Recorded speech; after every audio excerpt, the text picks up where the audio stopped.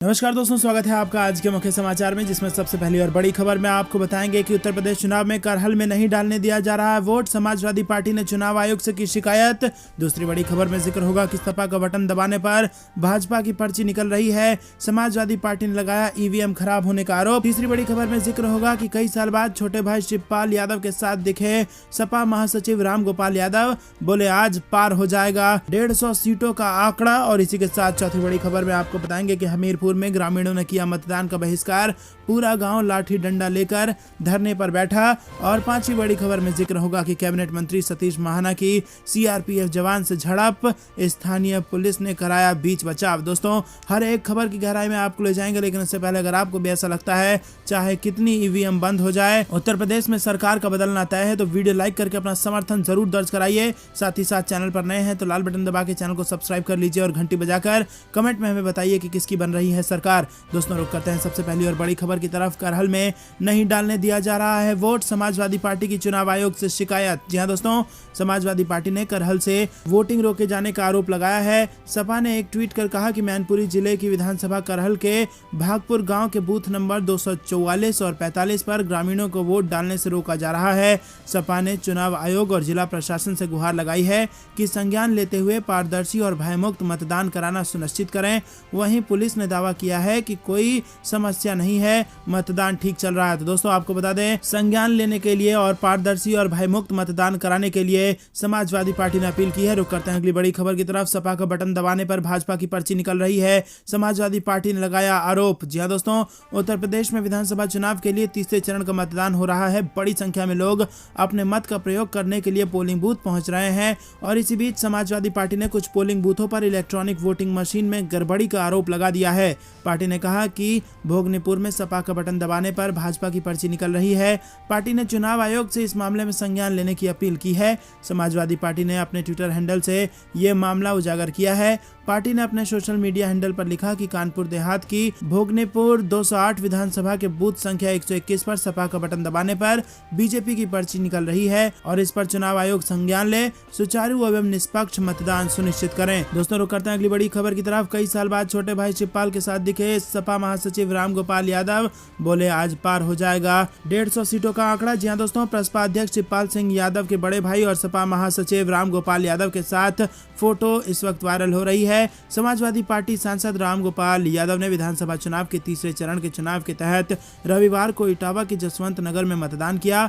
उन्होंने दावा किया कि आज मतदान समाप्त होने के बाद सपा 150 सीटों का आंकड़ा पूरा कर लेगी। सपा से गठबंधन के तहत प्रसपा अध्यक्ष शिवपाल सिंह यादव यहां से प्रत्याशी हैं। वोट डालने के बाद संवाददाताओं से बातचीत में रामगोपाल यादव ने कहा कि चौथे चरण के मतदान के बाद हम बहुमत हासिल कर लेंगे। बाद के चरणों में जीती जाने वाली सीटें अंतर बढ़ाएंगी। पहले 2 चरणों में हम 100 से ज्यादा सीट जीत रहे हैं। तीसरे चरण के मतदान के बाद हम 150 के आंकड़े को पार कर लेंगे। उन्होंने आगे कहा कि करहल से प्रत्याशी पार्टी अध्यक्ष अखिलेश यादव यहां से रिकॉर्ड अंतर से चुनाव जीतेंगे। दोस्तों, रुक करते हैं अगली बड़ी खबर की तरफ। हमीरपुर में ग्रामीणों ने किया मतदान का बहिष्कार, पूरा गांव लाठी डंडा लेकर धरने पर बैठा। उत्तर प्रदेश के हमीरपुर जिले में ग्रामीणों ने सामूहिक रूप से रविवार को मतदान का बहिष्कार कर वो धरने पर बैठ गए हैं। लाठी डंडे से लैस गांव के लोगों ने बैनर और पोस्टर लगाकर किसी को भी गांव में घुसने नहीं वो दे रहे हैं और इस गांव में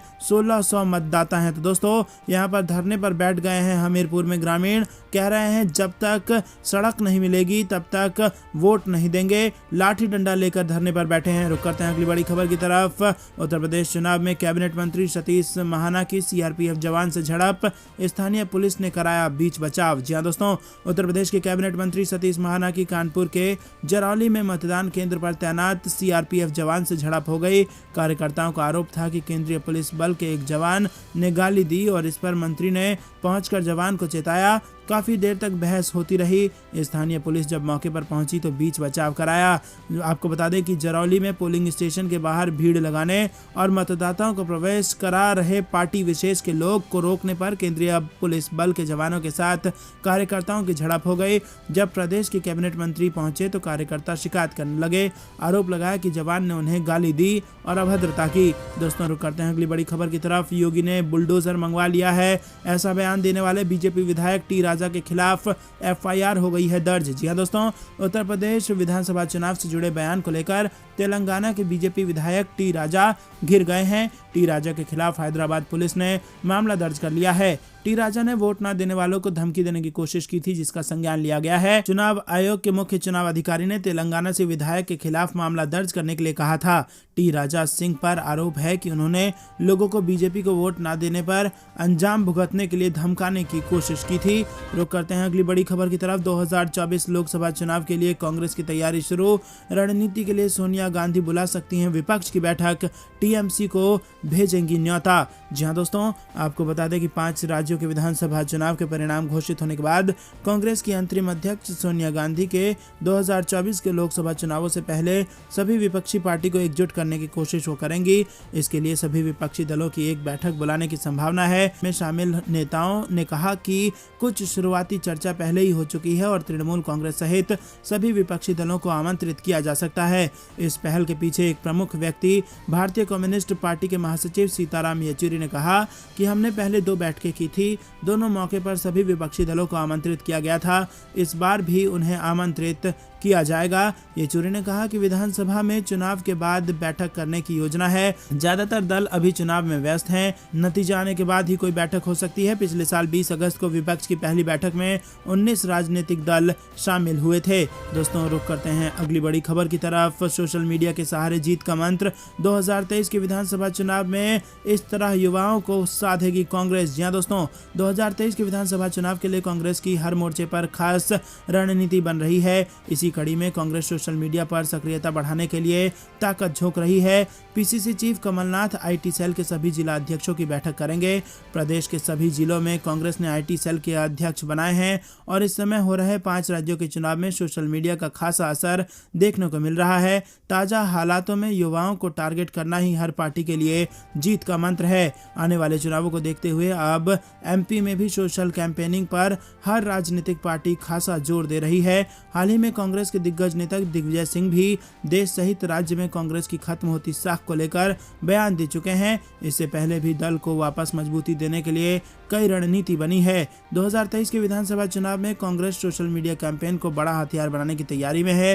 कांग्रेस सोशल मीडिया के जरिए युवाओं तक रीच बढ़ाएगी। कमलनाथ पार्टी कार्यकर्ताओं को टेक्निकल फ्रेंडली बनाकर सोशल सेना तैयार करने जा रहे हैं। सोशल मीडिया के जरिए युवाओं को साधने का मंत्र तलाशा जा रहा है। दोस्तों, रुक करते हैं अगली बड़ी खबर की तरफ। मुख्यमंत्री चेहरे को लेकर मणिपुर बीजेपी में बवाल, दोहराया जा सकता है असम का फार्मूला। जी हां दोस्तों, मणिपुर विधानसभा चुनाव के लिए मतदान में कुछ ही दिन दूर हैं और सत्तारूढ़ भारतीय जनता पार्टी के भीतर मुख्यमंत्री पद के चेहरे पर उठाने वाले विवाद भी उसी हिसाब से तेज हो गया है। चुनाव से पहले मुख्यमंत्री चेहरे की घोषणा नहीं करने के बीजेपी हाईकमान के फैसले से इम्फाल में अटकलें लगाई जा रही हैं कि पार्टी पिछले साल असम का अपना फार्मूला मणिपुर में भी दोहरा सकती है। चुनाव के नतीजों के आने के बाद N बीरेन्द्र सिंह की जगह किसी और को मुख्यमंत्री बनाया जा सकता है। असम में पिछले साल मई में लगातार दूसरी बार सत्ता में लौटने के बावजूद भाजपा नेतृत्व ने मौजूदा CM सर्बानंद सोनोवाल की जगह वरिष्ठ मंत्री हेमंत विश्व शर्मा को मुख्यमंत्री बनाया। गौरतलब है कि 60 सदस्यीय मणिपुर विधानसभा के लिए 2 चरणों में 28 फरवरी और 5 मार्च को मतदान होगा। वोटों की गिनती 10 मार्च को होगी। दोस्तों, यूपी में बीजेपी की रैली में रक्षा मंत्री राजनाथ सिंह को रोजगार के मुद्दे पर झेलनी पड़ी नारेबाजी। जी हां दोस्तों, उत्तर प्रदेश में 2 चरण के मतदान हो चुके हैं और अब तीसरे चरण का मतदान जारी है। लेकिन उससे पहले जो खबर आई है वो भाजपा को बड़ा नुकसान पहुंचा सकती है। रक्षा मंत्री राजनाथ सिंह का यहां पर विरोध हुआ है। रोजगार की तलाश में खड़े लोगों ने नारेबाजी शुरू कर दी है और भाजपा की रैली में यहां पर बीचों बीच रैलियां हुई है। जी हां दोस्तों, तीसरे चरण के मतदान से पहले बेरोजगारी के मुद्दे पर घिर गई है भारतीय जनता पार्टी और सबसे बड़े नेता राजनाथ सिंह को घेर लिया है नौजवानों ने। रुक करते हैं अगली बड़ी खबर की तरफ। बुलडोजर वाले बयान पर शिवपाल यादव ने मुख्यमंत्री योगी को घेरा, जीत को लेकर किया बड़ा दावा। जी हां दोस्तों, यूपी में 20 फरवरी को तीसरे चरण का चुनाव है और इसी बीच प्रगतिशील समाजवादी पार्टी के मुखिया शिवपाल सिंह यादव ने 300 से ज्यादा सीटें लाकर सरकार बनाने का दावा फिर से कर दिया है। इसके साथ ही उन्होंने मुख्यमंत्री योगी आदित्यनाथ पर जमकर निशाना साधा। शिवपाल सिंह यादव ने योगी पर निशाना साधते हुए कहा कि एक मुख्यमंत्री को बुलडोजर चलेगा, ठोक दिया जाएगा। इस तरह की बातें नहीं कहनी चाहिए, ये पद की गरिमा के खिलाफ है। 10 मार्च को जैसे ही नतीजे आएंगे बीजेपी के सब लोग ठंडे हो जाएंगे। और इसके साथ ही उन्होंने कहा कि इस बार गठबंधन 300 से ज्यादा सीटें लेकर आएगा। इससे पहले पीलीभीत में योगी आदित्यनाथ जनसभा को संबोधित करने पहुंचे थे और इस दौरान उन्होंने पिछली सरकारों पर जबरदस्त हमला बोला था, लेकिन अब उसी के पलटवार में यहां पर शिवपाल सिंह यादव ने कहा है कि जिस प्रकार की भाषा का वो इस्तेमाल करते हैं वो मुख्यमंत्री के पद की गरिमा के खिलाफ है। और इसी के साथ 300 से ज्यादा सीटें जीत के आ रही है गठबंधन, ये दावा फिर से दोहराया है शिवपाल यादव ने। रुक करते हैं अगली बड़ी खबर की तरफ। नहीं कर पाएंगे भाजपा विधायक। उत्तर प्रदेश में वोटरों को धमकाने के आरोप में चुनाव आयोग ने शनिवार को तेलंगाना से भाजपा विधायक टी राजा सिंह को चुनाव प्रचार करने पर 72 घंटे की रोक लगा दी है। साथ ही तेलंगाना के मुख्य निर्वाचन अधिकारी को विधायक के खिलाफ संबंधित धाराओं में FIR दर्ज करने के भी आदेश दिए गए हैं। प्रचार पर रोक शनिवार शाम 6 बजे से लागू हो गई है। चुनाव आयोग ने यह कार्रवाई एक वीडियो क्लिप का संज्ञान लेते हुए किया है, जिसमें विधायक टी राजा सिंह कहते दिख रहे हैं कि जो भाजपा को वोट नहीं करेगा उन्हें पता होना चाहिए कि योगी जी ने हजारों बुलडोजर और JCB मंगवाई हुई है। इसका मतलब जानते हैं, अगर यूपी में रहना है तो योगी योगी कहना है, नहीं तो यूपी छोड़ दीजिए। तो दोस्तों सीधा सीधा धमकाया गया है भाजपा के नेता द्वारा उत्तर प्रदेश की जनता को। तो क्या इस डर के माहौल में जनता का वोट लेना चाहती है भाजपा? आपको क्या कुछ लगता है कमेंट में जरूर बताइए। लेकिन उससे पहले अगर आपको भी ऐसा लगता है कि आज जब तीसरे चरण का मतदान हो रहा है तो जनता इस धमकी का बदला जरूर लेगी, तो वीडियो अभी तक लाइक नहीं किया है तो लाइक जरूर कीजिए दोस्तों, और ज्यादा लोगों तक इस वीडियो को शेयर कीजिए ताकि सबको पता चल सके कि धमका के वोट मांगने का सिर्फ और सिर्फ नुकसान ही होता है। रुक करते हैं अगली बड़ी खबर की तरफ। यूपी में बदलने जा रही है सरकार, इसीलिए आशीष मिश्रा को भाजपा ने जल्दबाजी में दिला दी जमानत। अखिलेश यादव का भाजपा पर हमला। जी हां दोस्तों, समाजवादी पार्टी के राष्ट्रीय अध्यक्ष अखिलेश यादव ने खीरी कांड को लेकर भारतीय जनता पार्टी को जमकर घेरा। अखिलेश यादव ने कहा कि जिन्हें जमानत मिल गई है उन्हें जनता की अदालत में अभी जमानत नहीं मिली है। सभी जगहों पर जनता बीजेपी की जमानत जब्त करेगी। शनिवार को सपा अध्यक्ष अखिलेश यादव लखीमपुर में एक चुनावी जनसभा को संबोधित कर रहे थे। अपने 44 मिनट के भाषण में अखिलेश यादव ने लखीमपुर खीरी कांड को लेकर जमकर हमला बोला। अखिलेश यादव ने कहा कि तिकोनिया कांड के लिए मंत्री पुत्र और भाजपा की सरकार जिम्मेदार है। मंत्री पुत्र की जमानत पर टिप्पणी करते हुए अखिलेश यादव ने कहा कि ये लोग जमानत इतनी जल्दी इसीलिए करा रहे हैं क्योंकि इनको पता है कि अब सरकार बदलने वाली है और सरकार बनी तो पैरवी भी समाजवादी पार्टी ढंग से करेगी और इन अपराधियों को सजा दिलाने का काम किया जाएगा। अखिलेश यादव ने कहा कि कौन भूल सकता है कि दिल्ली में कितना बड़ा आंदोलन चला। तो दोस्तों क्या आपको भी ऐसा लगता है कि मंत्री पुत्र को जमानत दिलाने वालों की जमानत जब्त कर देगी उत्तर प्रदेश की जनता? हाँ या ना में अपनी राय जरूर बताइए। रुक करते हैं अगली बड़ी खबर की तरफ। उत्तराखंड की सियासत में जबरदस्त हड़कंप, भाजपा के एक और विधायक ने उठाया चुनाव में भीतरघात का मुद्दा। जी हाँ दोस्तों, चुनाव में भीतरघात को लेकर आवाज उठाने वाले भाजपा विधायकों में एक और विधायक केदार सिंह रावत का नाम शामिल हो गया है। पार्टी ने रावत को यमुनोत्री विधानसभा सीट से प्रत्याशी बनाया है। रावत का कहना है कि चुनाव के दौरान उन्हें भी भीतरघात का सामना करना पड़ा। पार्टी के ही कुछ लोगों ने उनके खिलाफ काम किया है। बकौल रावत जीत का अंतर कम हो जाएगा।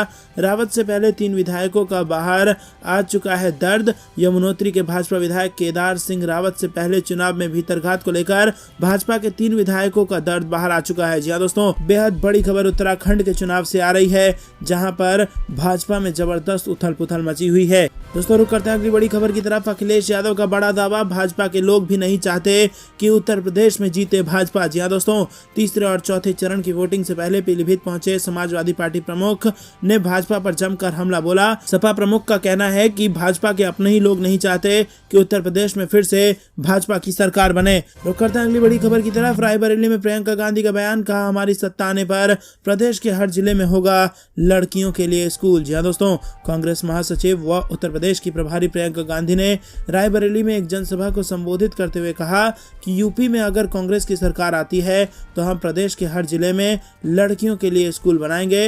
उन्होंने कहा कि पुलिस ने 25% पद लड़कियों के लिए पुलिस में आरक्षित किए जाएंगे और हम नौकरियों के लिए एक कैलेंडर बनाएंगे और समय समय पर योजना बनाकर लोगों को रोजगार देंगे। तो दोस्तों, उत्तर प्रदेश के चुनाव को लेकर कांग्रेस पार्टी ने कर दिया है बहुत बड़ा वादा।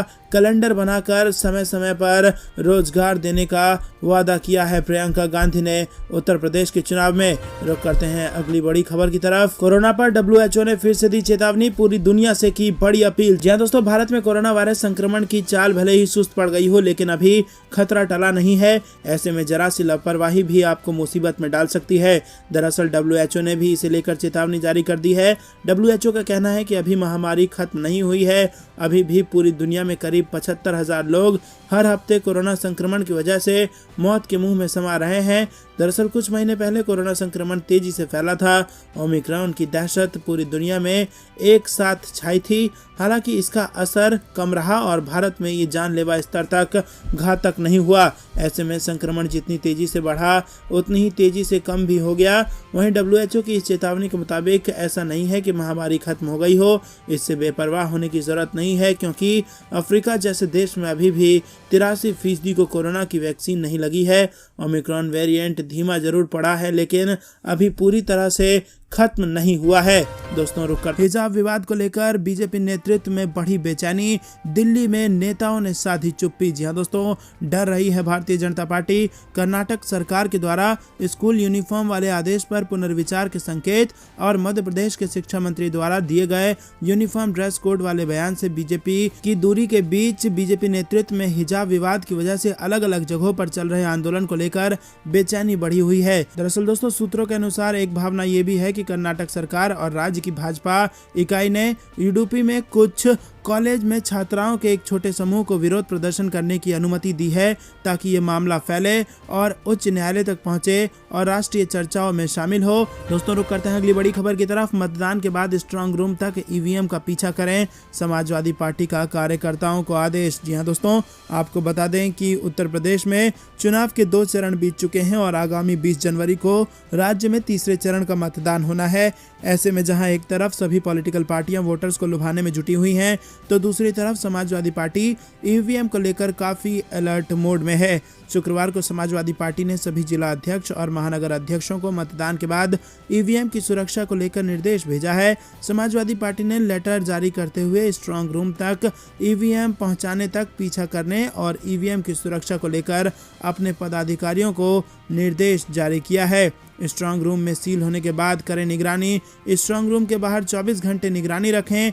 10 मार्च तक जिला निर्वाचन अधिकारी की अनुमति से स्ट्रांग रूम की रखवाली करें और इसी के साथ कुछ और निर्देश समाजवादी पार्टी द्वारा दिए गए हैं। रुक करते हैं अगली बड़ी खबर की तरफ। प्रकृति का नियम है कि कमल कभी फागुन में नहीं खिलता, चंद्रशेखर का बीजेपी पर तंज। जी हां दोस्तों, उत्तर प्रदेश के गोरखपुर शहर सीट पर भाजपा, सपा, बसपा, कांग्रेस के साथ ही पहली बार आजाद समाज पार्टी भी गोरखपुर पहुंचने से पहले ही यहां का माहौल गर्म करने के लिए चंद्रशेखर ने शुक्रवार को ट्विटर पर पोस्ट कर भाजपा को चैलेंज किया। उन्होंने अपनी पोस्ट में लिखा है कि प्रकृति का नियम है, कमल कभी फागुन में नहीं खिलता। शनिवार, रविवार और सोमवार 3 दिन रहकर चंद्रशेखर गोरखपुर में घर घर जाकर प्रचार करेंगे। पिछले 5 साल उत्तर प्रदेश में रोजगार मांगने पर युवाओं पर योगी के इशारे पर चलाई गई एक लाठी का हिसाब बाबा जी को गोरखपुर में देना होगा और गोरखपुर की जनता के बीच रहेंगे चंद्रशेखर, ऐसा उन्होंने ट्वीट किया। दोस्तों, रुक करते हैं अगली बड़ी खबर की तरफ।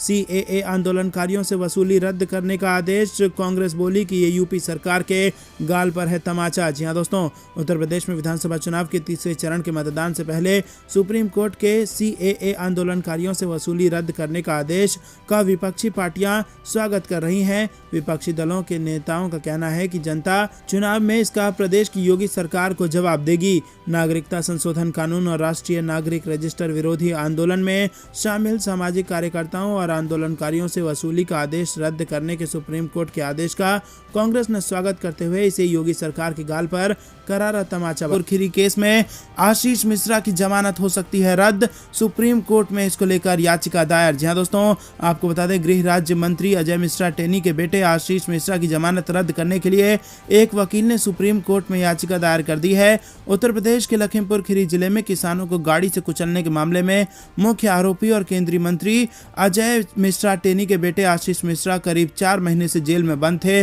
और बीते दिन उन्हें कोर्ट से जमानत दी गई है। सुप्रीम कोर्ट से आशीष मिश्रा की जमानत रद्द करने और इलाहाबाद हाई कोर्ट के जमानत देने के फैसले पर रोक लगाने की मांग की गई है। दोस्तों, रुक करते हैं अगली बड़ी खबर की तरफ। जो बेटी को जलाए हैं हम उनको भगाएंगे, बीजेपी के गाने के जवाब में समाजवादी पार्टी ने जारी किया नया गाना। जी हां दोस्तों, समाजवादी पार्टी के राष्ट्रीय अध्यक्ष व पूर्व मुख्यमंत्री अखिलेश यादव ने गुरुवार को करहल में जनसभा को संबोधित किया और इस दौरान सपा संरक्षक मुलायम सिंह यादव भी मौजूद रहे।